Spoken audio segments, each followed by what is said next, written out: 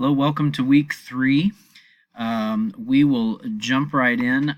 First thing I wanted to do was highlight a couple of you who made a really similar point, but very good point in your handouts that were submitted last week. And so Sandra and Kayla just highlighted a really key point in their handouts, that special education is a service and not a place.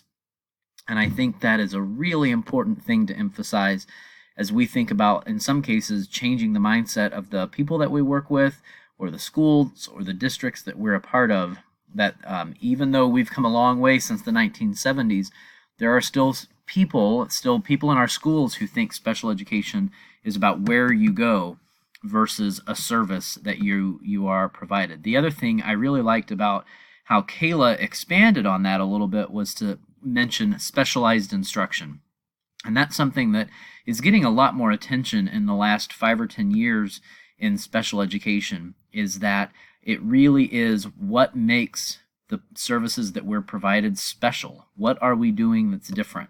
And I think part of that is through the RTI focuses that as we're looking at providing different interventions to kids in general education, that's great. And that has really challenged us in special education to have those conversations about, well, then what makes special education different? What makes it special? And that's really where that specialized instruction comes in. We'll talk about that a little bit today and in this module specific for students with learning disabilities, but then we'll also come back to this throughout the course and as we get into some of the co-teaching practices. And I know several of you in your handouts referenced good co-teaching practices, and we'll spend some time talking about those later on in the course as well. So I just wanted to highlight that because I thought Sandra and Kayla both highlighted a key point that's really important for us to remember as we are leaders in our school and trying to support our students with disabilities in the services that they receive. So you've got 2 videos this week that you're going to watch. One is Fat City, and it's a long video. It's just over an hour, and you're going to start that video and think that I've lost my mind. It is a very dated video, straight out of the 1980s, and the glasses and the hairstyles and everything scream 1980s. But give this video a shot. It is a fantastic video that really goes into the life of our students with learning disabilities and how many of us and many of our colleagues approach students with disabilities. And it's really kind of a simulation as to how so many of our students feel. So I know it's dated, but I really think you'll enjoy it and you'll get a lot out of it. And then the second video is shorter. It's about 9 minutes. It's about embedded support. So it brings back up the concept of UDL and some specific evidence-based practices and specifically some technology practices that are good to support students with disabilities. So again, changing our mindset from accommodations and modifications, which so many of us have done for years in education, modifying or accommodating things after the fact, as opposed to embedding those supports into our instruction from the very beginning, the UDL framework. And so that's what this video is really going to emphasize, is some ways that we can embed those supports from the beginning, which means we're accommodating far more learners than just those with disabilities, and we're doing it at the design phase, not after an assessment has already been created. So I hope that you'll enjoy those videos this week. One of the things that you'll find in the text this week that is a great strategy for students with learning disabilities is graphic organizers and different mnemonic devices that help our students with learning disabilities retain the information that they're being presented. When I was doing my graduate work at Indiana State, I had a professor who swore by mnemonic devices, and really the entire class that he taught was about how to embed mnemonic devices and help our students with learning disabilities remember things. And I remember getting really tired of hearing him talk about mnemonic devices, and then when I started using them with my students with learning disabilities, I realized just how effective they are. So I've highlighted a few. There are a ton in the textbook across various different content areas. I've highlighted a few here and tried to give you some more examples than what's in the text. I think probably many of you are familiar with KWL charts. Very simple way to activate students' background knowledge, help them set some goals for their learning, and then self-assess at the end of the lesson. What did they learn? And so KWL charts have been around forever, but they really are based in sound research and great things that we know about students and how that metacognition of how they think about their learning is so important. So if nothing else, a simple KWL chart can be a great activity to set students up for success at the outset of a unit. There are other things. The SQ3R method is referenced in our book, and I liked this visual just to help provide students some a visual way to remember what the SQ3R addresses as they are reading passages and remembering what they need to do at each of those sections. So I have found this one to be successful as well.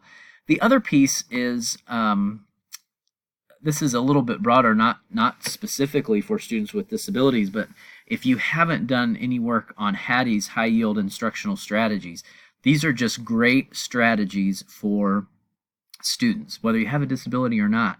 And so John Hattie wrote a book called Visible Learning, and it's a pretty hefty, meaty book that is a meta-analysis of all these different studies that have been done on instructional strategies.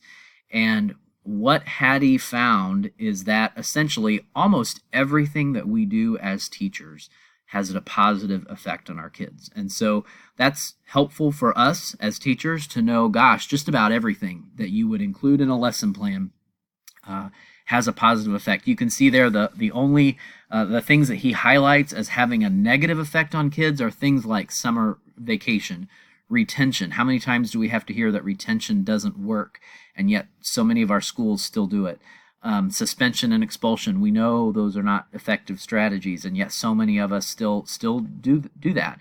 And we do that in my school district as well.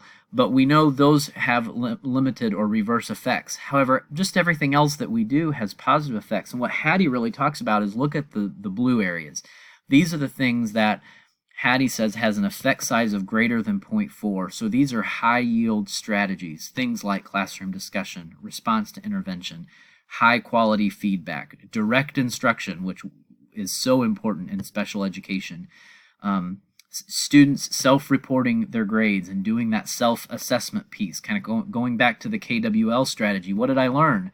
That self-directed, self-assessment component is a highly effective strategy.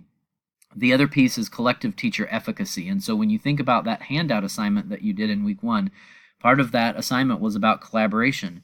What Hattie says is that the most powerful strategy that we as teachers can use is teachers helping other teachers, collective teacher efficacy. The best examples of that I've seen are PLCs, professional learning communities. And so I'm sure some of you are doing PLCs at your school. I find that a lot of people say they're doing PLCs, but they're not. And so really looking at what are the key questions in a PLC, what should you be doing, and how are teachers helping teachers get better in the classroom every day.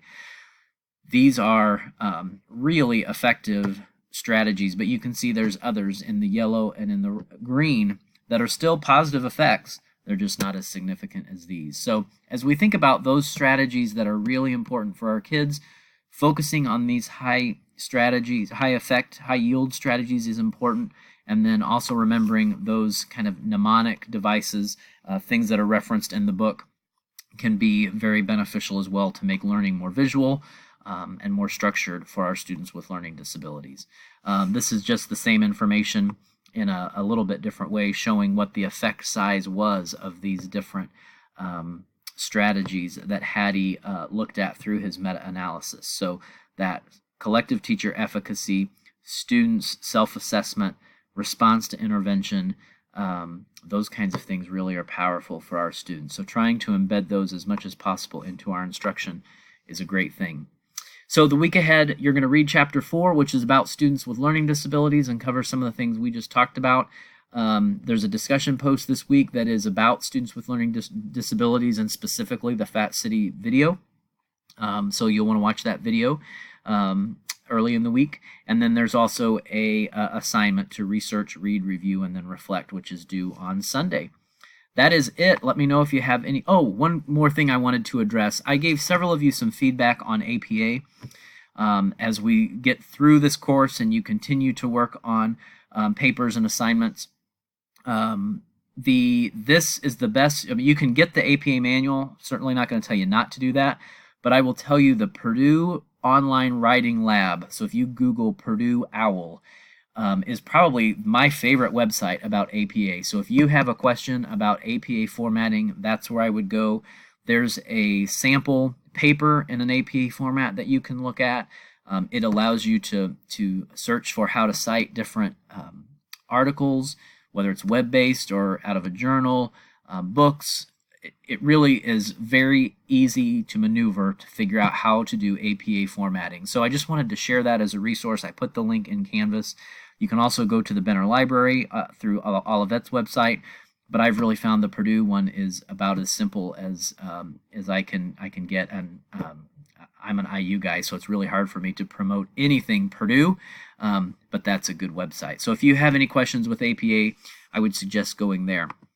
That's all I've got. Have a great week. Let me know if you need anything. Thanks.